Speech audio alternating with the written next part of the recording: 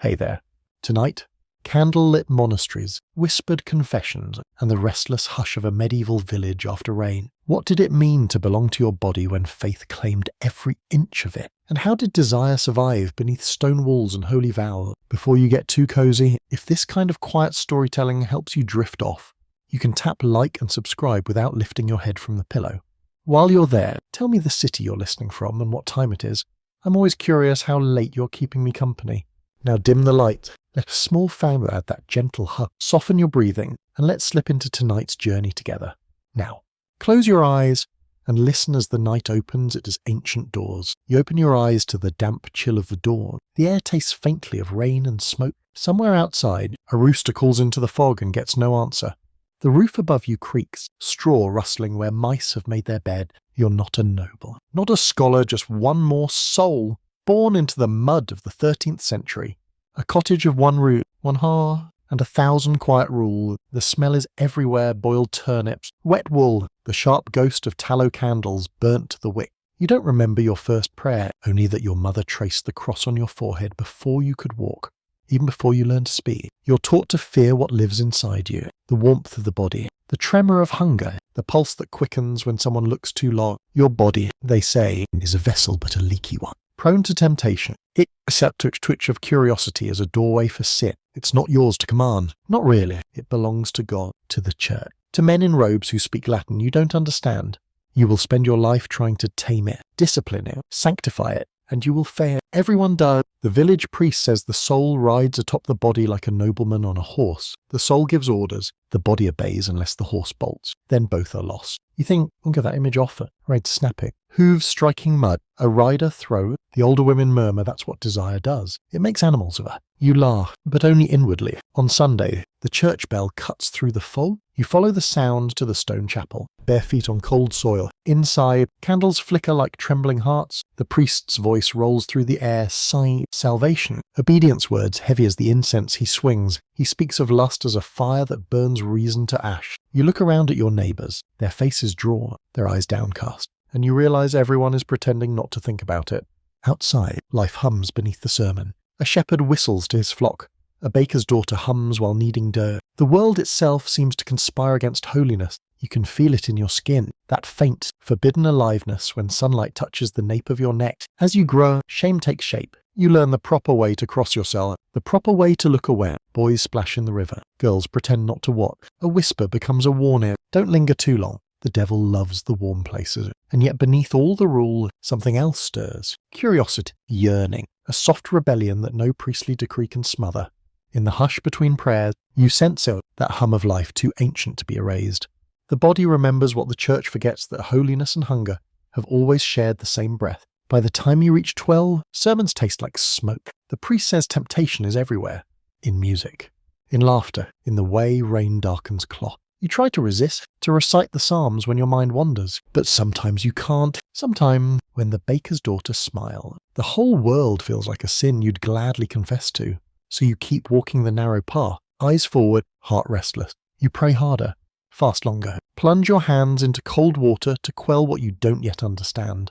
But at night, lying under the low roof, you hear something else, not words, not warnings, just the steady rhythm of your own breath. Proof that life still claims you, despite everything. The rain begins again, gentle against the thatch, and somewhere in the distance, a bell tolls for evening prayer. You whisper your own prayer back, not to be pure, but to be forgiven for being human, because deep down, even now, this war between flesh and faith has only just begun. The wind shifts through the churchyard, carrying the faint scent of incense and damp earth. Somewhere, a bell chimes the hour, soft and hollow, like breath caught between ribs. You've grown now, no longer the barefoot child in the pews, but still tethered to the same invisible leaf, the church's claim over your body, your mind, your soul. You've heard the parable so many times you can almost chant it yourself. The soul rides atop the body as a master upon a steed. When the horse is obedient, the rider draws closer to heaven. When it bolts toward lust, gluttony, pride both tumble into the pit. Every sermon, every confession drives this image deeper, until you start to feel the reins against your own skin. In the cloistered halls of monasteries, monks debate these mysteries under flickering candlelight. They copy lines of Augustine onto parchment, the ink thick as midnight. He wrote that pleasure was the bruise left by the fall, that every act of love carried the echo of original sin, passed like a stain through generations. His words travel farther than he ever did, slipping from scholar to pulpit to village square, until even the poorest peasant know, to feel joy in your flesh is to court the devil. But not everyone agree. In Paris, in Bologna, in the great universities where parchment rustles like dry leaves, a young theologian named Thomas Aquinas writes something different. He says pleasure is an evil only disordered, that the body, when guided by reason, is not a curse but a companion.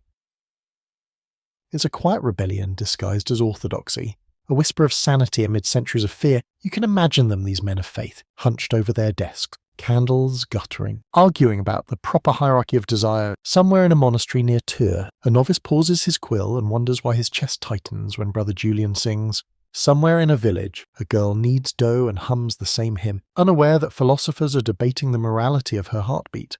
The distance between them is vast, yet bridged by the same question: how can something that feels divine be condemned as sin? Outside the walls of the monastery, life answers in its own rough dialect. Lovers meet behind barns. A farmer kisses his wife before dawn and feels no shame, only gratitude that she is still alive after childbirth. Even the church, for all its thunder, cannot quite silence the hum of the whirl. Still, the fear persists. In confession, the priest asks not only what you've done, but what you've thought. The mind itself becomes suspect. A single glance can condemn you. A dream can damn you. You wake sweating, unsure whether your sin was real or imagined. There's a story told by the travelling friars of a saint who resisted temptation so fiercely he threw himself into a thorn bush. The villagers whisper that he came out bloodied and whole. You wonder if holiness must always bleed. Sometime, when you pass the church at dusk, you catch a glimpse through the window. Candlelight trembling against stone, a monk's face bowed in prayer. His expression is neither peace nor ecstasy, but something between a struggle too intimate to name. You recognize it instantly. It's the same conflict that keeps you awake at night. You begin to understand that medieval Europe isn't just a landscape of mud and prayer. It's a vast theatre of restraint, every gesture rehearsed, every silence deliberate. Even the laughter must be measured, lest joy stray too close to desire. The body, you're told, is a horse to be broken. But what if it's not the horse that's wild? What if it's the rider who's afraid of falling? The question lingers like smoke. You feel it every time your heart stirs, every time a sermon grows too sharp, every time you kneel and wonder if obedience and fear have become the same thing. And somewhere, beneath the sermons and the silence, a quieter truth takes root. The body remembers what the scriptures forget, that to be alive is already to tremble toward love. Night falls heavy over the village, folding the fields and rooftops into shadow. A chill wind snakes through the cracks in the walls, carrying the scent of damp hay and wood smoke. You lie awake on your straw mattress, staring at the dark rafters above, waiting for your mind to quiet. But it doesn't. It never does. The priest says that when you sleep, your soul wanders. That's when the demons come. They slip through the cracks between dream and flesh, tempting even the faithful. In your half-dreaming state, you remember the stories whispered by mothers, repeated by the monks of creatures who visit in the night. Succubi and incubi, spirits of lust, feeding on weakness, pressing their cold breath against your chest. You don't believe it. Not at first, but one night you wake trembling, your body flushed and your breath. The morning after, guilt clings to you like smoke at church. The priest's words seem sharper than usual. He talks of nocturnal temptations, of unseen battles waged between angels and demons while you sleep. And for a moment, you wonder if the battle he describes is really happening inside you. Medieval scholars tried to make sense of this mystery. They wrote in Latin that such dreams were not just dreams, but proof of moral decay.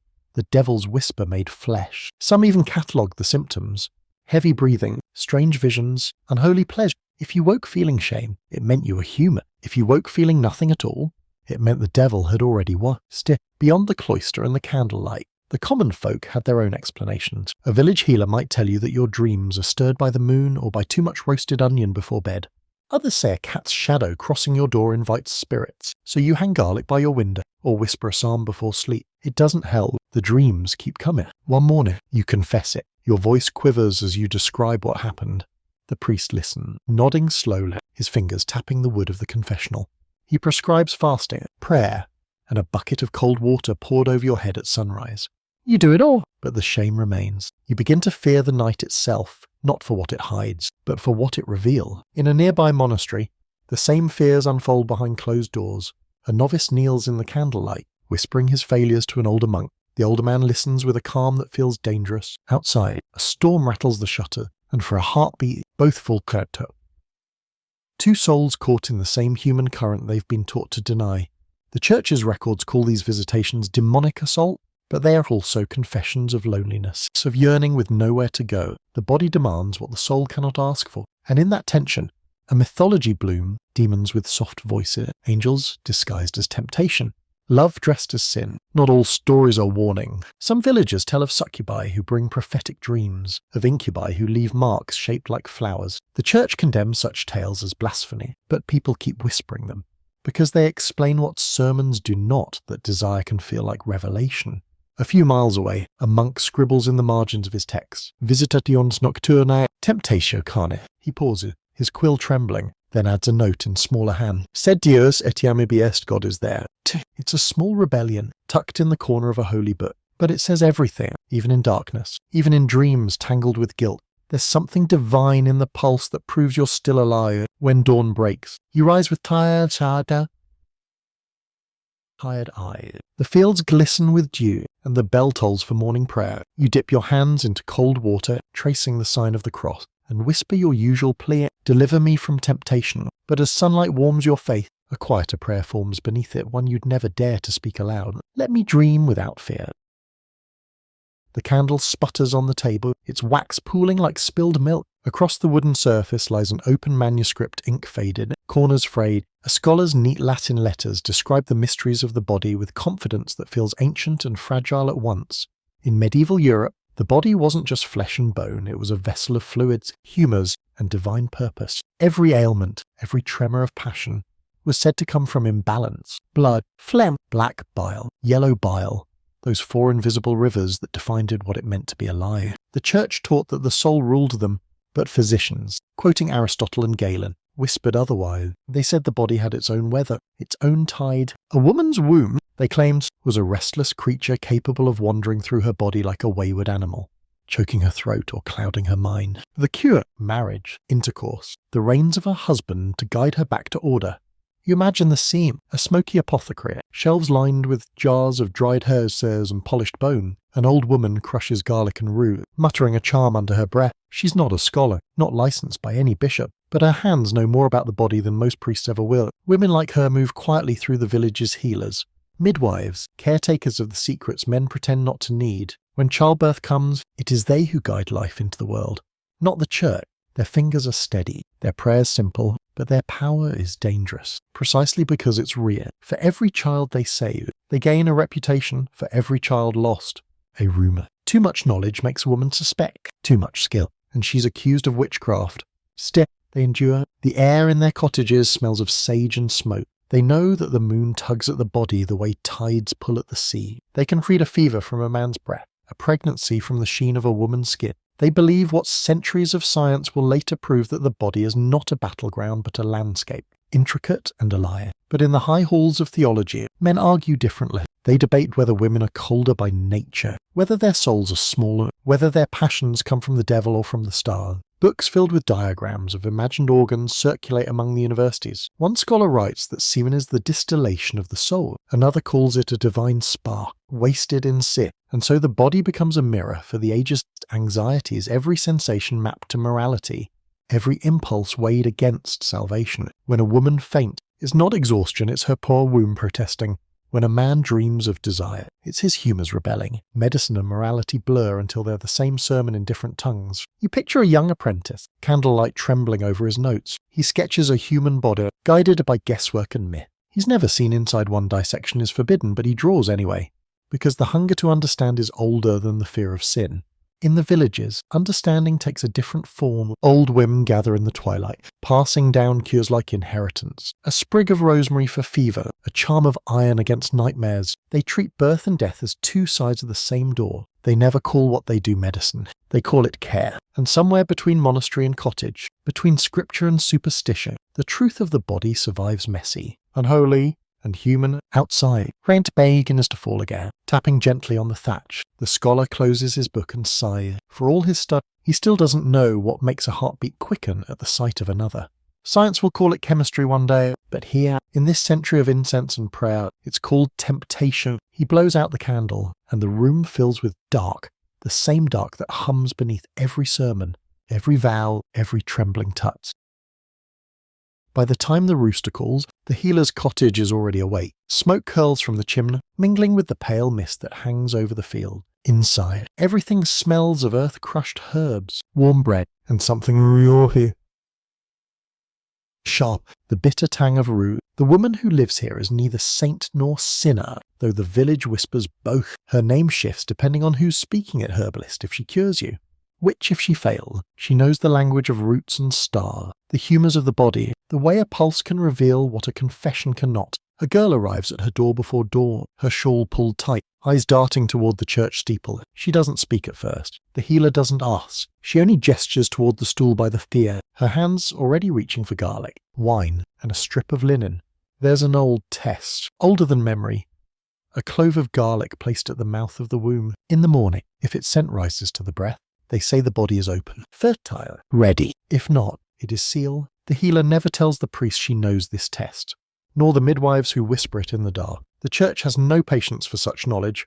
They call it pagan, dangerous, a relic of Eve's disobedience. But the women know better. They've learned to hide what keeps them alive. The herbal recipes tucked inside bread oven, the small prayers stitched into hems, the jars of seed and honey buried under the floorboards, all part of a secret language passed mother to daughter.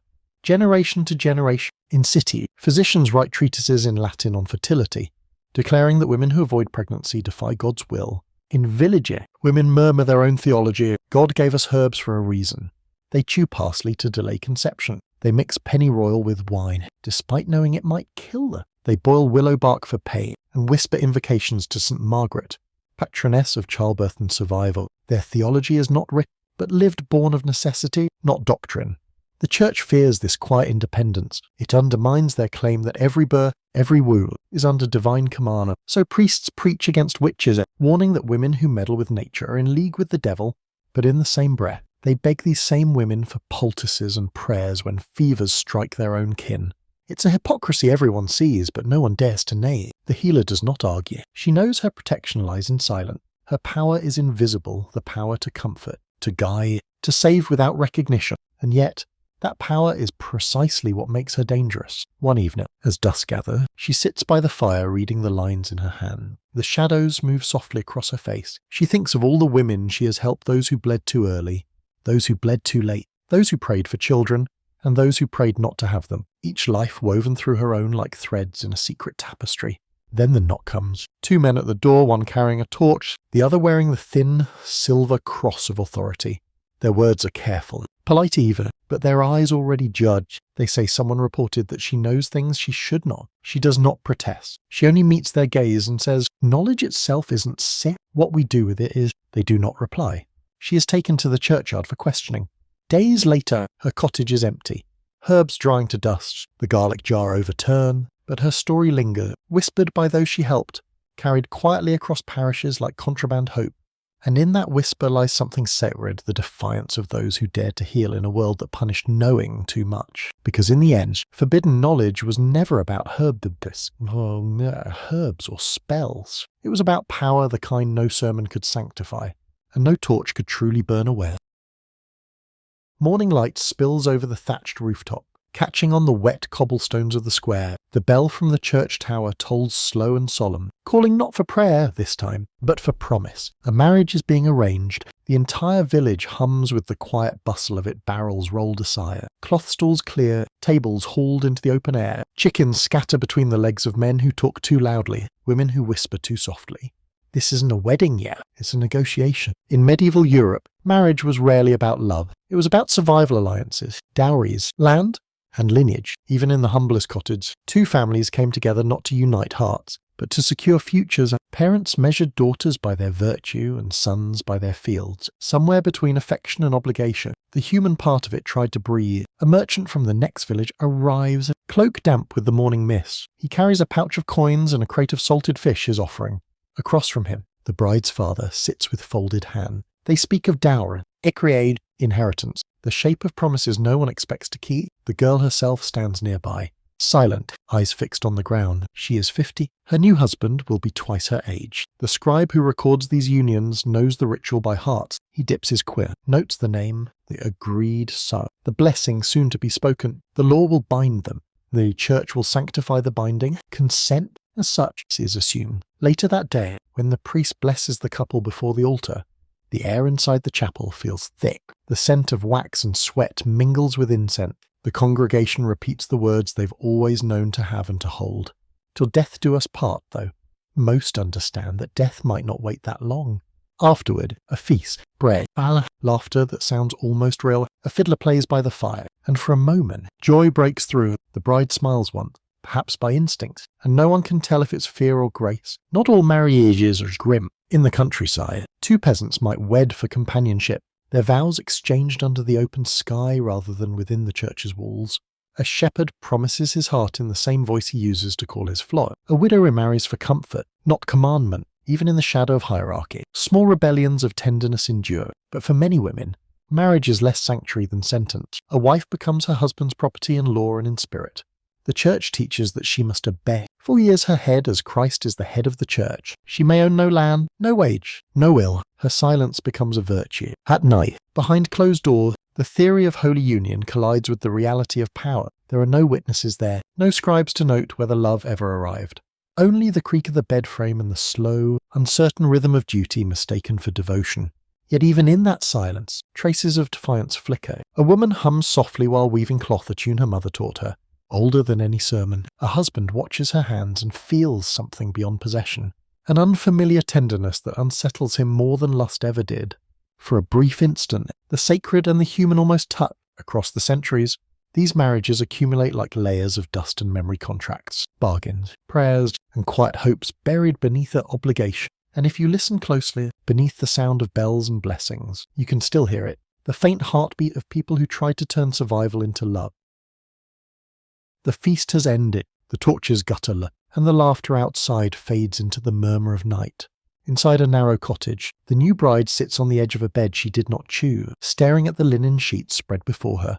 They are white painfully, expectantly white. Tomorrow, the village will come to see them. Virginity, in this age, is not merely a virtue, it is a proof.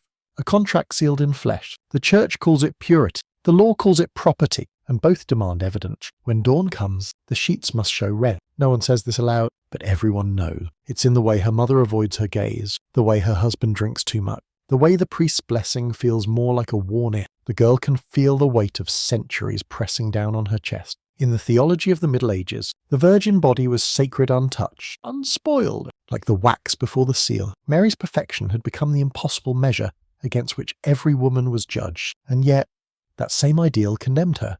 The moment she ceased to be virgin, she was no longer holy. Somewhere, a candle flickers. The girl's hands tremble in her lap. Her husband says nothing, not out of cruelty, but uncertainty. This night has been written for them both long before they met. They are actors performing a ritual older than memory. There are tricks, of course, whispered secrets passed between women who understand too well the price of failure. A prick of the finger, a drop of blood on the linen, the careful folding of fabric to hide the truth. These small rebellions are not deceit, they are survival. For many, the morning after is spectacle. The sheet is carried to the door, displayed for the neighbours like a banner of honour. There is cheering, laughter, blessing shouted through wine-stained smiles. The girl smiles too, because she must. Inside, she feels nothing, or perhaps too much. But sometimes the morning goes quiet. No cheer, no song, only whispers, sharp as needle. The priest is called. The family averts their eye. In the worst cases, punishment follows annulment, disgrace, even death. And all for a test built on a myth, because despite the sermons and the shame,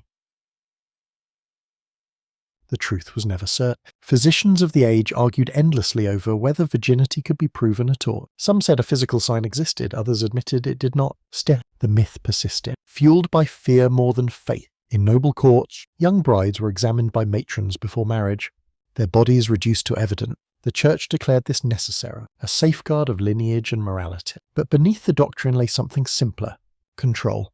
Control of women's bodies, of inheritance, of desire itself. And yet, even within these rituals of humiliation, tenderness sometimes survived. A husband who turned the sheet before door, hiding what wasn't there. A mother who whispered, It doesn't matter, my girl, you are still mine. Somewhere beyond the walls, life carries on. The fields wait for harvest. The roosters crow. The world turns indifferent to the little dramas of blood and belief. By midday, the sheet dries in the wind. The red mark already faded. The girl stands by the door, watching it flutter like a flag she never asked to carry. In the evening, when the bells toll vespers, she kneels and prays not for forgiveness, but for peace, for the courage to live in a world that measures holiness by what it can stain. And as she whispers, something within her steady, a small, defiant truth takes root that her worth is not written on linen, but in the quiet strength of surviving what the world demands to see. In a dimly lit museum centuries later, visitors still stop at the same glass case. Behind it, a rusted contraption lies coiled like a question iron rings. Leather-strapped vase, nudge of the horse. Small hinges that look far too cruel to be real. The plaque calls it a chastity belt, dated vaguely to the Middle Ages. Most people stare in half fascination, half horror. They imagine men locking their wives away before riding off to war. Love turned into imprisonment, but the truth is quieter and stranger. Historians now know these belts were never worn the way legend claim. Most were crafted centuries later curiosities, exaggeration, even jokes from an age that loved to mythologize its ancestors' fears.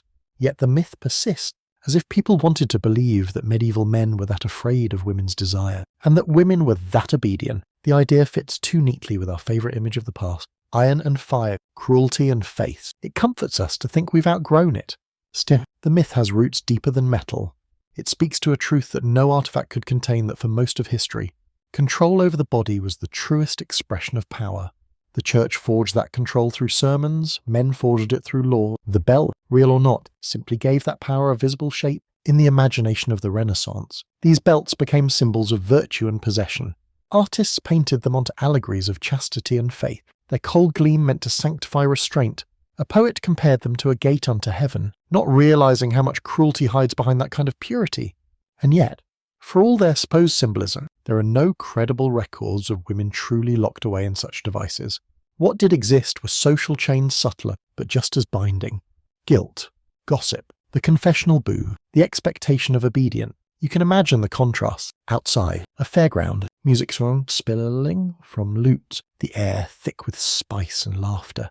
Inside, a young wife sits by her window, sewing quietly while her husband prays at the chapel.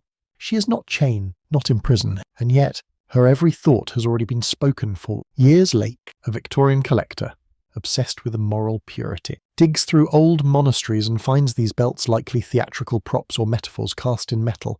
He displays them proudly as proof of medieval barbarism. The irony, of course, is that his own age is no freer. Its women, corseted and silent, are bound by expectation rather than locks. Even now, the image lingers, a metal belt, a symbol of fear disguised as fidelity. It survives not because it was ever common, but because it says something we still understand: the terror of trust. But listen closer, beneath the rust. Another story hums, of women who never stop finding ways to move, to live, to feel. The myth may have been forged by men, but its endurance reveals something about us all: how easily we confuse protection with control, love with possession, purity with silence. If you walked into that museum alone, you might notice something the others miss: the light on the glass, the faint reflection of your own face above the iron. You'd see the outline of the belt below and your reflection above and realize the myth was never really about them. It's about us, about what we inherit and what we choose to believe. The curator's voice. Curator's voice, soft and distant, calls closing time. Lights dim, leaving the exhibit in half shadow. Behind the glass, the belt gleams faintly, a ghost of fear disguised as devotion. Outside, rain begins again. The same rain that once fell on the stone walls of monasteries, on wedding sheet, on the bowed heads of those who prayed for deliverance from their own bodies. And still, even now, it falls gentle, indifferent, free. Night settles over the abbey in a hush that feels heavier than silence. The last bell has rung. The chant of Compline fades into the corridors, leaving only the whisper of sandals against stone and the faint hiss of candle wicks dying in their bowls. Inside these walls, the world has been stripped down to ritual, prayer, labour, obedience, every breath measured, every gesture accounted for. To live as a monk or nun is to become a ghost of your former self, still breathing, but emptied of desire, emptied of self. At least, that's the intention. But human nature does not vanish simply because someone says the word holy. The same pulse that beats in the fields and the taverns beats here too, beneath rough spun robes and clasped hands. The abbey of Saint-Benoît stands far from any village. Its walls are thick, its windows narrow, designed to keep temptation out. But temptation is not a wind that blows in from outside, it lives within the chest. You can picture them, monks in the scriptorium, faces lit by lamplight, copying scripture until their fingers cramp. One looks up for a moment and sees Brother Matthew's profile in the glow, the curve of his jaw, the way his lashes catch the light. The quill trembles in his hand. He stares down quickly, muttering a prayer that sounds more like an apology than faith. Elsewhere, in a nearby convent, nuns kneel in the dark, reciting the same prayers. Sister Clara's voice falters when her fingers brush the rosary beads, not from sin, but from something she cannot name. She will fast tomorrow, perhaps longer. She will sour her mind with psalms until she feels pure again. Medieval theology left little room for confusion. To desire the body was to endanger the soul. Celibacy was the fortress of holiness impregnable, absolute. But behind the cloister wall, that ideal fractured under the quiet weight of reality. Letters survive from monks to nun, written in careful code, phrases about the sweetness of divine love that pulse with another kind of longing beneath the surface. One Benedictine abbot wrote preeminent that the hardest demon to cast out was not pride, nor greed, but the warmth of another human presence. There were scandals, of course. The church punished them harshly, though not always even. A nun caught with a lover might be walled up or sent away to a penitent house. A monk might be reassigned to another abbey, farther, colder, lonelier, but punishment never erased the truth that holiness could not fully silence the heartbeat. In one chronicle, a monk writes of nights when he would rise before dawn to pray, and find himself kneeling not for salvation, but for forgiveness, for wanting to be touched. His words end there, the page torn. Perhaps he burned the rest. Yet even amid fear, something profoundly human persisted, tenderness disguised as devotion. Affection hidden within the rituals of care. Two brothers binding each other's wound, a nun brushing another's hair in slice, her fingers trembling. Small gestures that spoke the language no sermon could sanctify. The abbey's walls were meant to contain faith, but they also amplified what they tried to suppress. In the echo of footsteps, in the whisper of habits brushing stone, the body reminded the soul that it still existed. By dawn, the chants begin again. The monks rise, faces pale in the new light, and file into the chapel. They sing, voices layered like rain on marble. For a moment, it sounds pure until you listen closer and hear what lives beneath the harmony.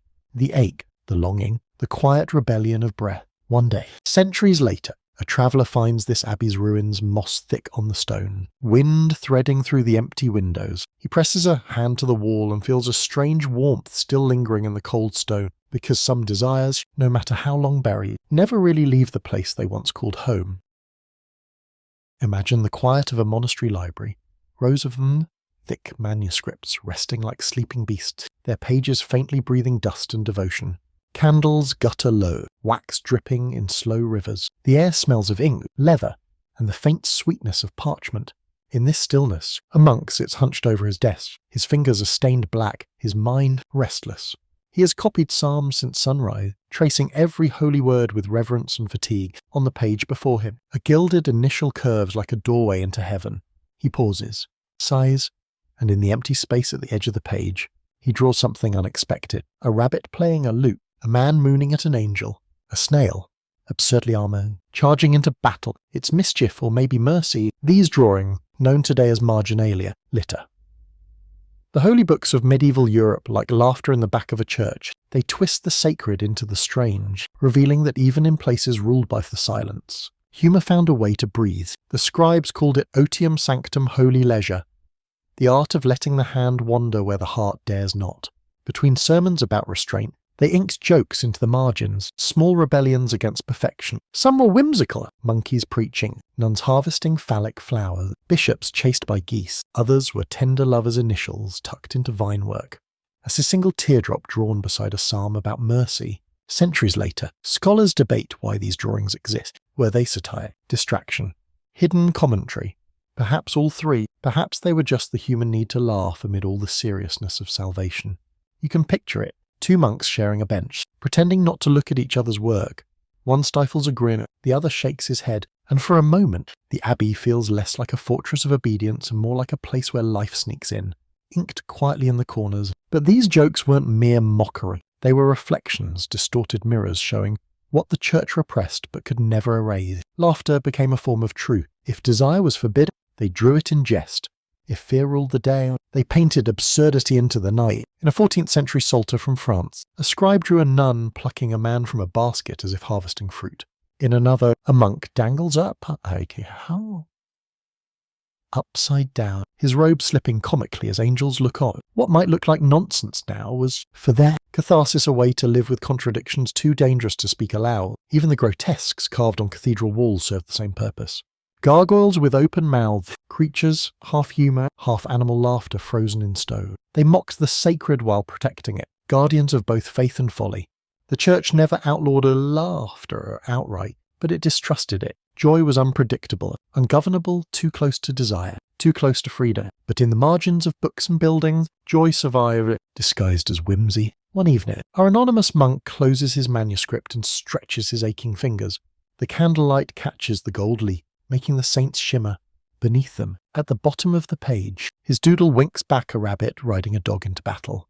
It's absurd, defiant, and utterly human. He smiles to himself, then bows his head in prayer. Perhaps he asks forgiveness. Perhaps he thanks God for laughter. Outside, rain taps gently on the window, a rhythm steady as breath. In the darkness, the illuminated pages glow softly, faith and folly sharing the same light. Because even here, behind stone walls and solemn vows, the human spirit keeps finding space a few inches of parchment wide to remind itself that holiness and humour have never been enemies. The air inside the bathhouse is thick with mist, fragrant, alive, almost holy in its warmth. Water runs down stone channels into the wide wooden tubs where strangers soak side by side, their voices echoing softly through the haze. Someone hums an old song. Someone laughs. The sound ripples like the water itself. In the Middle Ages, before fear began to drown reason, bathhouses were everywhere from London to Prague, Paris to Florence. They were the pulse of the city, the meeting place of saints and sinners alike. To bathe was not vanity, it was health. It was communion. For a few coins, you could wash away the grime of the market, the soot of the forge, the smell of the fields. Barbers' trimmed beards. Women sold soap and rosemary oil. Musicians played by the door. Men and women sometimes bathed separately, sometimes not. For a few hours, social hierarchies melted like steam. But purity never stays simple for long. The church grew wary of these places, their laughter, their freedom, their nearness of scare. Sermons began warning that heat awakened lust, that water softened the moral defences of the flesh. Public baths, they said, were temptations disguised as hygiene. And yet, for centuries, people kept coming. A merchant's wife and her servants soak in the same pool. A monk on errand duty lingers too long by the steam curtain, pretending to search for his coin purse. Lovers exchange glances through rising vapour, the bathwater reflecting candlelight like liquid gold. It is not sin that fills the air, it is life. Unhidden, bathhouses became spaces where humanity reasserted itself against the church's coldness. Here, bodies were not cursed. They were simply bodies warm, imperfect, necessary. To touch another's shoulder in conversation was not indulgence but recognition, a reminder that beneath robes and title, everyone shivered the same way when the air turned cool. In Paris, some bathhouses added private rooms, a jug of wine, a locked door. Moralists called them brothels, customers called them comfort. For many women, working there was survival dangerous. Yeah, but freer than servitude in a lord's kitchen. For others, it was one of the few places where a woman could earn her own coin and choose when to speak, when to laugh, when to leave. Of course, the line between warmth and sin was always drawn by those who never entered the water. When plague swept through Europe, bathhouses were among the first to close. Fear replaced steam. Priests declared that disease spread through bodily indulgence, that cleanliness had become corruption. Within decades, the culture of bathing vanished. By the 15th century, many towns had none left at all. The wooden tubs rotted, the tiles cracked, the laughter evaporated, the body, once washed in companionship, returned to secrecy. But not everywhere. In small pockets of Europe, the baths lingered. In Japan, they flourished. In the Ottoman world, they became steam. It seemed was wiser than dogma. It drifted wherever humans sought warmth. Picture one such evening before the decline. A bathhouse near the Rhine, candles flickering, steam rising like incense. An old woman sits half submerged, her eyes closed, her face soft with peace. Across the pool, a child splash, giggling. A young man hums a hymn he's not supposed to sing here. And for a moment, holiness feels closer in the sound of water than in any sermon. The attendant ladles warm water over a guest's shoulders, murmuring something like a blessing. The mist catches the light, golden and trembling, and for a breath, It seems the world has forgiven itself. Then the church bells outside toll the hour. The guests fall silent. The spell breaks. Towels are gathered. Cloaks fasten. The door creaks open, releasing a plume of scented air into the cold night. The bathhouse empties, leaving only the echo of laughter and the faint shimmer of steam that refuses, just for a moment longer, to fade. The year turns. The wars pause, and for the noble courts of Europe bloom with a softer kind of spectacle, one not fought with swords, but with glances and verses. Inside a great hall hung with banners, the air smells of honeyed wine and burning pipe. Tapestries ripple gently in the draughts, and the sound of a lute carries through the din of laughter. A troubadour stands near the hearth, one hand on his harp, the other on the strings. He sings not of victory, but of longing, not of conquest, but of surrender. This is the age of finimal courtly love, a language of desire forged in paradox, passion purified by restraint, devotion sanctified through distance. To love nobly is not to possess, but to pine. In this world, the beloved is often unreachable Mary, higher born, divine in her inaccessibility. The lover, a knight or poet, serves her as he would a lord, pledging fealty to a smile, a handkerchief, a whisper. The body becomes secondary, the ache becomes the point. You can imagine the scene: a noble woman seated beneath a canopy of red velvet, her hair braided with pearl, her gaze cool and kind. A poet kneels before her, reciting verses that quiver between prayer and confession.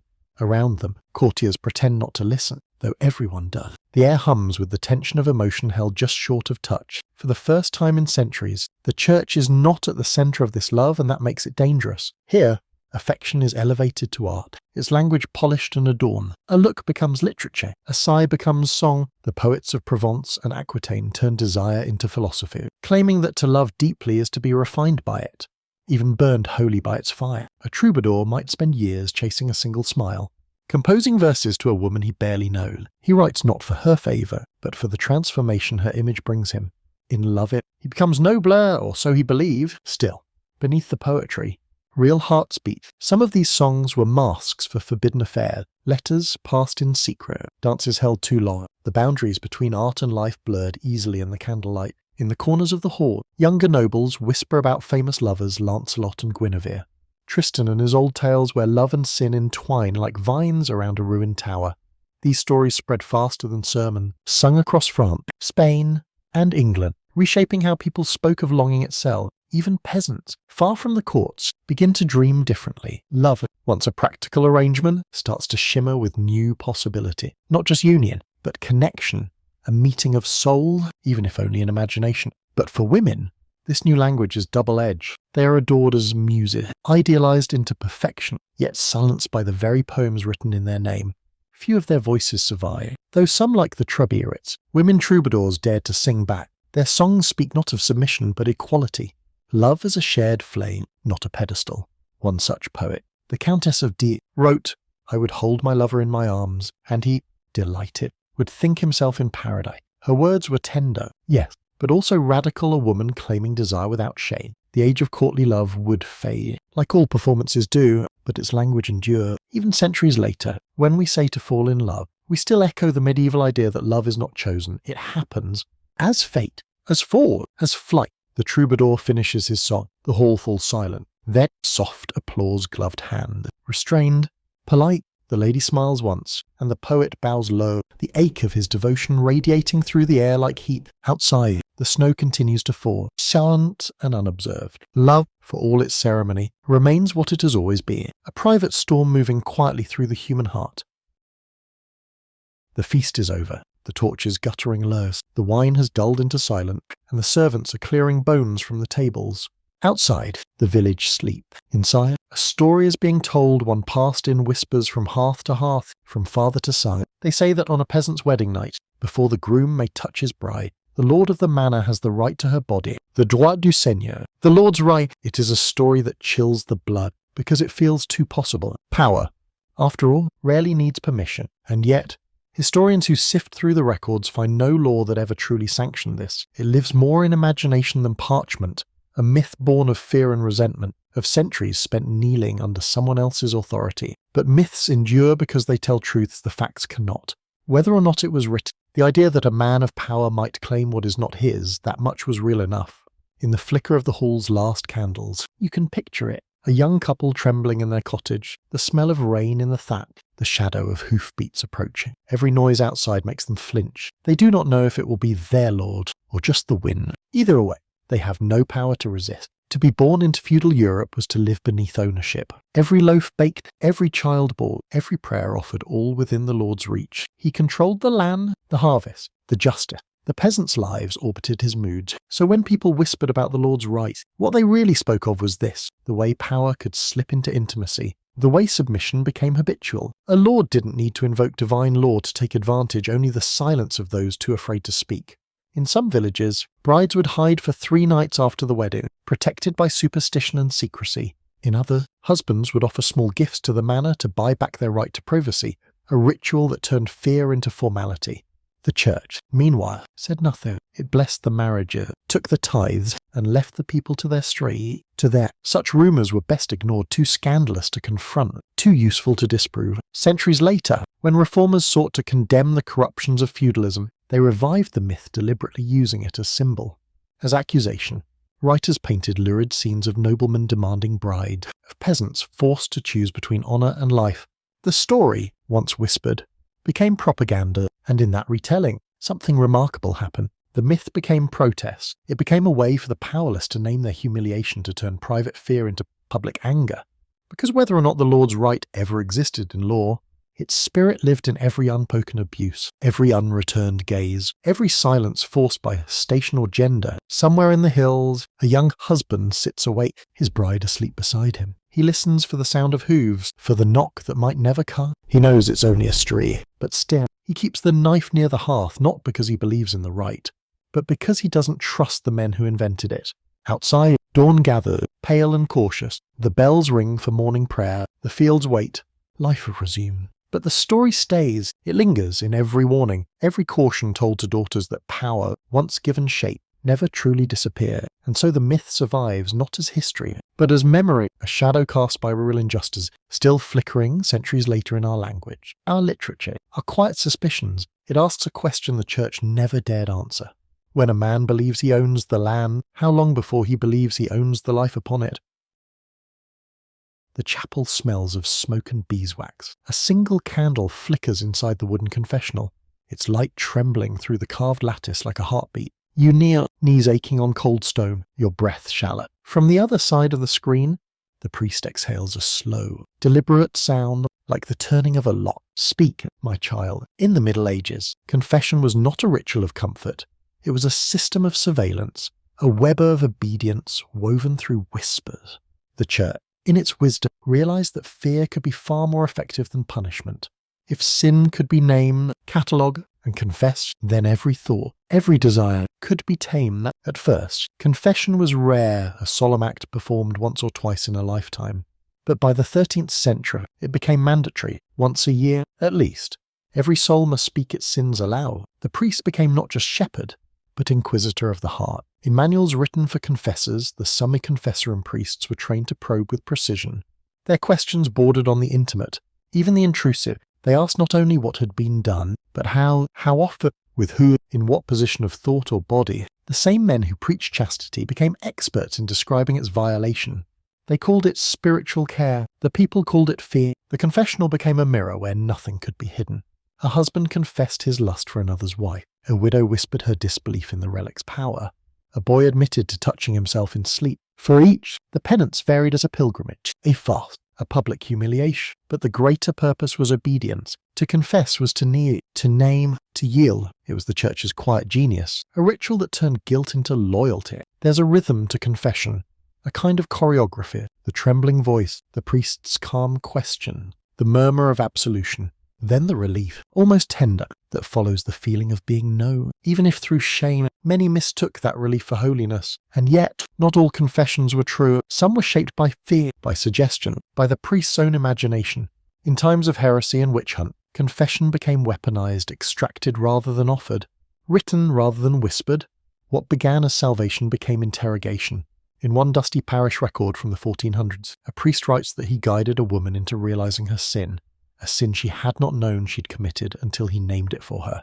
She wept, he notes, and was cleansed by her tears. But between those lines is another story, the invention of guilt. the colonization of thought. Yet, even here, amid all the manipulation, something purely human flickered. People confessed not only to escape punishment, but to be heard, to tell anyone that they were lonely, confused, imperfect. In a world where silence could suffocate, confession became the only sanctioned way to speak truth. Imagine a woman kneeling in the dark, hands clasped tight. Her voice shakes as she admits what the priest already suspects, that she feels things she cannot name. For someone she should not love, there is no language yet for desire that doesn't fit the scripture. The priest tells her to pray, to purge her soul. She leaves the chapel lighter, though not cleansed, only quieter, practiced in the art of hiding herself. By the late Middle Ages, the church had built an empire of confession, not with swords, but with secret. The mind itself became holy ground to be guarded, police, and forgiven on command. And yet, like all walls built of guilt, cracks began to show. Mystics started writing of direct communion with God, no priest, no confession, no mediator. They described love as fire, forgiveness as joy, and sin as part of being human. The church called them heretic. The people called them freer. Still, the habit of confession lingers even now, centuries later, not in wooden booths or whispered Latin, but in diaries, in late-night messages, in the quiet ache to be understood. Because maybe what the Middle Ages discovered, though they never meant to, is that confession was never truly about control. It was about the unbearable weight of being human, and the relief of saying it aloud to someone, somewhere, who might not turn away. The courtroom is cold, its walls of stone damp with age and fear. Outside, rain whispers against the shutters. Inside, a man stands trembling before the bench. His tunic clings to his back, his eyes fixed on the floor. A priest reads the charge in a voice drained of emotion. Crimen contra naturam, a sin against nature. It is the 14th century, and Europe has learned to see the body not as a part of creation, but as a test of it. The church has built a taxonomy of sin, pride, gluttony, envy, lust, but this one sits apart. A category so grave it must be spoken in Latin. The court clerk dips his quill. The accuser whispers. The man on trial says nothing. His crime, not murder, not theft, but something quieter, the wrong desire, for the wrong flesh, at the wrong time, against nature. The priest repeats, though no one explains what that means. To the medieval mind, nature is not freedom, it's hierarchy. God above man, man above beast, reason above instinct. To cross those boundaries is to invite chaos itself. And so, they build laws to defend the cosmic order, laws against bestiality, against same-sex love, against acts that don't lead to procreation. Anything outside the narrow path of creation becomes an affront to it. In the Chronicles of the Tired, there are stories that blur horror with pity. A farmer accused after being found in the stable too long, two young men discovered in each other's arms, their friendship reinterpreted as corruption. None of these accounts are certain. Few of them fair, but all end the same way. Shame made public, mercy denied. Punishments varied. In some region, penance fasting, pilgrimage, the scourge, in others, death. The sentences were not about justice but performance. A warning carved into memory. This is what happens when the body forgets its place. The language of the church echoed this order. Luster became disorder, desire became inversion. A single act could turn a person into an example.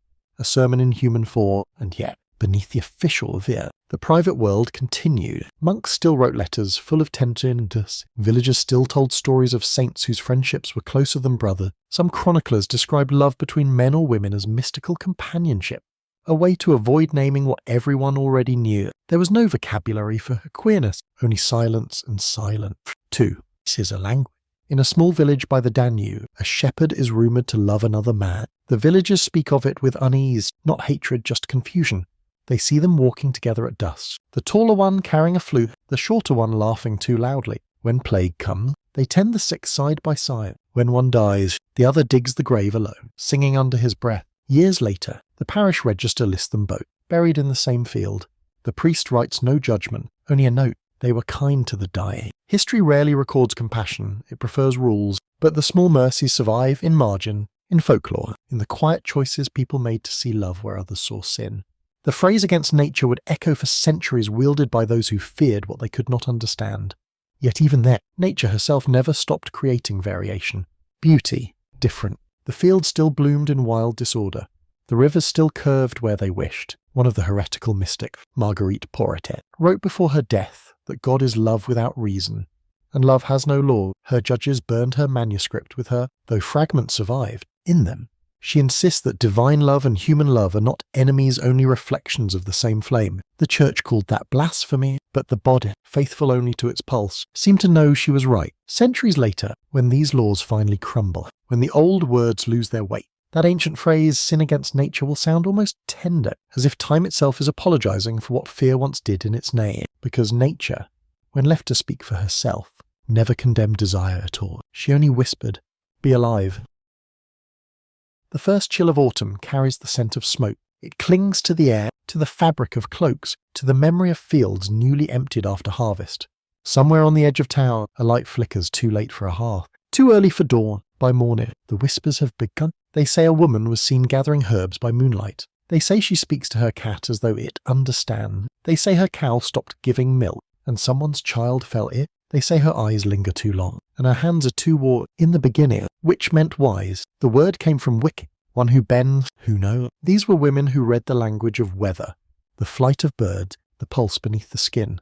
They mixed salves for fevers and brewed teas for grief. But over time, knowledge became danger. Power, especially female power, grew suspect. When the church declared that demons could walk among men, someone needed to explain how. The answer, they decided, was through her. The manuals of the witch hunters were written like holy scriptures of suspicion. Malleus Maleficarum. The hammer of witches instructed inquisitors to look for signs. A mole, a mark, a dream, a neighbour's envy. Proof was not required, only fear, and fear was plentiful in the town. Trials became theatre. The accused was questioned for hours, denied sleep, water, mercy. Confessions were extracted like poison from a wound through pain, through shame, through the promise that if they admitted their guilt, God might forgive them. Most confessed not to crime, but to the exhaustion of being humour. The church said witches flew to Sabbaths on broomstick, that they danced naked with demons, that they blasphemed in the dark. But the truth was quieter. Sadder, women gathered to share herbs, to weep together, to remember what the world had taken from them. Still, stories of flight spread like sparks. In them, the witch is no longer the healer, but the avenger, her broom, a staff of rebellion, her night flight a refusal to kneel. Peasants told tales of them streaking across the moon, their laughter echoing through the trees, free at last from the laws that chained them. Even in horror, people found envy. One record tells of a midwife named Agnes, accused of cursing the harvest. She was old, childless, known to speak her mind. When they came for her, she asked if God would truly damn her for helping women give birth. If so, she said, then perhaps he needs my prayers more than I need his. They wrote that as blasphemy. She burned at dawn, and yet, even as the smoke rose, others watched and remembered. Mothers just daughter, be careful who sees your wisdom. Wives hid their knowledge in whispers and herbs disguised as flowers. The persecution lasted centuries, but so did the quiet resilience that outlived it. The witch trials were not about magic. They were about control of the female body, of healing, of knowledge. Each fire lit in a square was meant to burn away fear, but it only spread it further, until whole villages smouldered with suspicion. Some night, when the wind carried the scent of ash across the valleys, people swore they could hear laughter faint, defiant, like the rustle of wings. Today, centuries later, the word witch has softened again. It no longer means demon, but survivor, healer. Woman who knows. The same herbs once burned in evidence now brew in kitchen. The same moon once feared now lights our gardens. The fires are out, but their smoke still curls through time, not as curse, but as reminder that every age finds its witches, and every age fears what it cannot name. Outside, the last embers glow faintly under the stars. A figure, imagined or real, walks away from the ashes, her face lit by moonlight. Her steps slow but certain. She does not fly, she does not vanish. She simply keeps walking, unafraid. The year is 1420, and the city square is unrecognizable. Bells ring, trumpets sound, and everything sacred turns momentarily upside down. It's the Feast of Fools, one day each year when the world is permitted to break its own rules. Priests wear donkey ears, boys mock bishops, women dress as men, men don skirts and veil. Wine spills, laughter rises, and the air hums with something older than joy relief. For one night, the boundaries are in a world obsessed with order. Such moments are dangerous, but they're also honest, because even as the church condemns disorder, the people crave it. They crave the freedom to play with identity, to step out of their skin and try another. Behind one mask, a woman named Alex grins as she adjusts her borrowed cloak. By daylight, she scrubs floors in the infant kitchen, invisible and obedient. But tonight, she is a knight. Her voice low, her stride long, her heart pounding with a strange exhilaration. When she passes a group of young clerks, they bow not knowing, not caring. She bows back, laughing softly. Moments like this were more than festival folly. They were small rehearsals for the truth. Across medieval Europe, history leaves traces of those who lived beyond the boundaries of gender and expectation, people who slipped between categories the church insisted were absolute. Records mention female husbands who took wives and worked trades as men. There are stories of monks who fled their cloisters only to live as women in distant town, quietly, peacefully, until death revealed their secret. Court documents tell of soldiers discovered to be women only after battle, their comrades astonished, their courage undeniable. Of course, the words we use now did not exist then. There was no transgender, no non-binary, no vocabulary of identity, only the reality of being, of choosing survival over acceptance, what we now call expression. They lived as disguise, what we now call truth. They learned to whisper only in prayer. In the margins of medieval life, such stories flicker like candlelight. One tale from the 13th century speaks of Eleanor, a seamstress who dressed as a man to travel safely. Years passed, and no one suspected until she fell in love with a woman and refused to hide it. When discovered, she stood trial, not for the theft or fraud, but for existing. The judge asked if she regretted deceiving the world. She answered, "I regret nothing that allowed me to live." These rare voices defied not only the law, but the cosmic hierarchy, the idea that everybody was born to a divine plan. The church called them unnatural, yet, in their quiet defiance, they revealed something deeply natural. That identity is as fluid as breath, as changeable as the sky above the cathedral tower. Even in art, the theme surfaced. In mystery plays, actors swapped genders as easily as robes.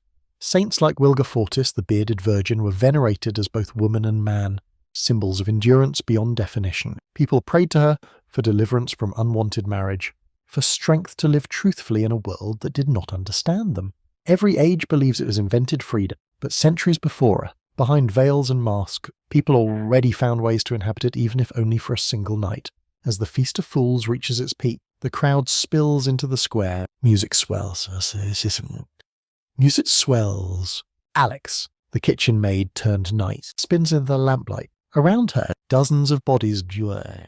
Mud and bodies swirl, all blur, all beautiful. For one brief evening, they are freed from their name, their duties, their forms, and when dawn comes and the masks are lifted, she feels the air change, the spell fades, the world straightens itself again, but something inside her does not return to its place.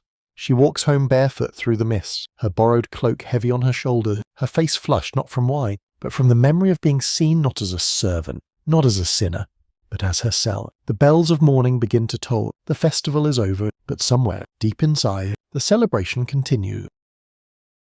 Night in the medieval city is rarely silent. Hooves echo against the cobblestone. Laughter drifts from tavern, and behind shuttered window, life goes on in its secret shapes. Down by the river, where the streets narrow and the air grows heavy with ale and smoke, the red lanterns begin to glow. This is the stew's the quarter of the brothel, officially condemned, unofficially tolerated, always full. The city fathers claim moral outrage, yet they collect taxes from the women who work here. The church thunders about purity, but its confessors frequent these same rooms. In this contradiction between sin and necessity lies a strange kind of truth. The body, no matter how forbidden, always finds its market. Inside one of these houses, a woman named Isabel ties her hair with a ribbon and lights a tallow candle. The flame flutters, catching on the gilt of a small mirror, her only luxury. She checks her reflection, not out of vanity, but ritual, a shield of sort. Before the night begins, she was born on a farm 2 valleys away. Famine took her, family. Plague took her husband. The city took her in, but at a cost. Here, the rent is paid in coins and compromise. Yet within this world of compromise, there is also strange agency. Isabel chooses her clients when she can, refuses when she dare, keeps hidden coins in the semen of her mattress. Each evening, she and the other women gather in the common room, laughter sharp as glass, wine cheap but war. They trade story, not of love, but survival. One brags about seducing a bishop's servant. Another rolls her eyes and sings a song mocking men who promise paradise but pay for 10 minutes. It's not joy, exactly, but it's something close the relief of being honest. Outside, a preacher on a corner warns that such places are dens of damnation.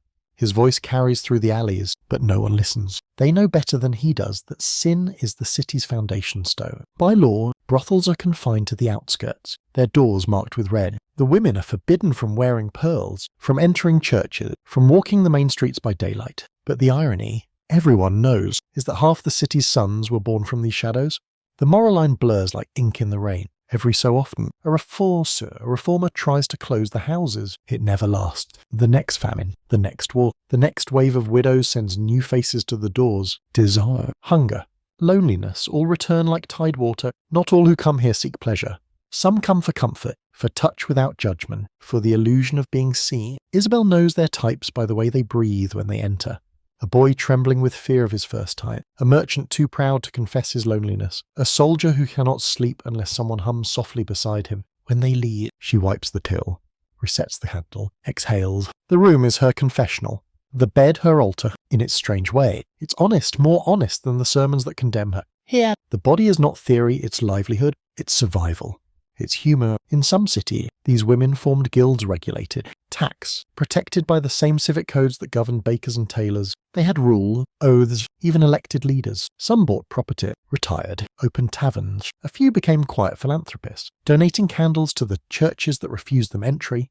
Still, danger never left. Violent, disease, poverty all stalked the narrow alleys. For every woman who managed to save herself, a dozen more disappeared into anonymity. Their story, mostly unwritten, survive only in the margin, a fine pay, a baptism record, a note in a ledger, a woman of the stews. But if you listen closely, even through the centuries, you can hear their laughter echo, not mock it, not broken, but weary and unashamed. Because for all the moral weight history placed upon them, these women carried something the rest of the world denied itself, an unflinching understanding of the body's truth, that to tuck, to be touched, to seek warmth in the gale, was not evil, it was simply human. Outside, dawn creeps in pale and tired. The river glints faintly under the bridge. Isabel leans against her door frame, candle guttering in her hand, and watches the first market carts roll by. She knows the sermons will resume soon, the bells will ring. But for this small hour, the city belongs to her, its streets quiet, its judgment asleep.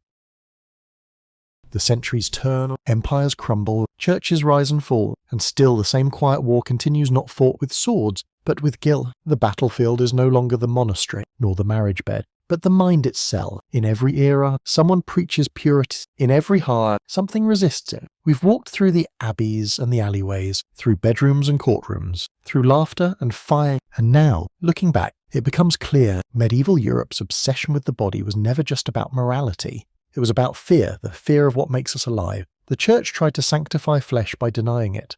Physicians tried to classify it. Artists tried to elevate it. But the body, stubborn and wordless, kept reminding them, I am here. Picture the monk in the scriptorium, his quill trembling as his thoughts wander from the psalm to the curve of another's smile.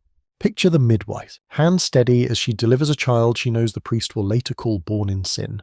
Picture the nobleman's wife kneeling at the altar, praying to be forgiven for feeling joy. These are not sinners. They are witnesses, living proof that no system, however holy, can erase desire. By the late Middle Ages, cracks began to show in the Great Wall of Shame. Mystics wrote of visions in which God's love felt like fire, like touch, like ecstasy. Julian of Norwich described Christ as a mother, nourishing the soul with tenderness rather than punishment. Hildegard of Bingen sang of divine passion that ignites the soul as sunlight ignites the air. It was heresy wrapped in beauty, faith rewritten through the body rather than against it. Meanwhile, the Renaissance stirred beyond the cloister walls. Artists began painting flesh not as temptation but as truth. Michelangelo's marble bodies glowed with the same reverence once reserved for saints. The human form, after centuries of repression, returned as revelation, and yet the fear never vanished completely. Even today, it lingers in whispers about modesty, in shame carried quietly through generations. The medieval mind still hums beneath our own, reminding us how long it takes to unlearn what fear once made so sacred. If you walk through a ruined abbey at dusk, you can feel that echo. The air holds a kind of trembling peace. The stones, once built to contain holiness, now stand open to the sky. Grass grows where monks once knelt, birds nest where sermons thundered. The silence feels almost forgiving. Somewhere in that silence, you might imagine the people we've met, the bride before her white sheets, the healer taken from her cottage, the monk with ink-stained fingers, the lover writing poems in candlelight. All of them, in their own way, reaching for the same thing, to belong to their bodies again, what they were denied in life. History has slowly begun to return the recognition that the sacred and the physical are not enemies but reflections. That flesh, with all its hunger and fragility, was never the problem. The problem was the fear of it. Faith without fear feels impossible. But perhaps it was always meant to, because to be human is to live in contradiction, a soul that longs for heaven, a body that insists on earth. The church tried to divide them, the centuries have tried to reconcile them, and still, each night, the struggle plays out in every quiet room where someone prays, or desires, or both. Outside, the evening bells begin to ring again, echoing across fields gone gold in the last light. Somewhere a candle is lit, somewhere a confession begins, somewhere a hand reaches for another's, and through it all, the same soft truth endures. Faith built the wall, desire kept the doors open. Midnight again. The world has changed, but the night feels the same. Wind in the eaves, a candle guttering low, the same hush that once filled cloisters and cottages alike. Tonight, we are far from the medieval village, yet somehow, still within its shadow, the questions that haunted them are the same that whisper through us.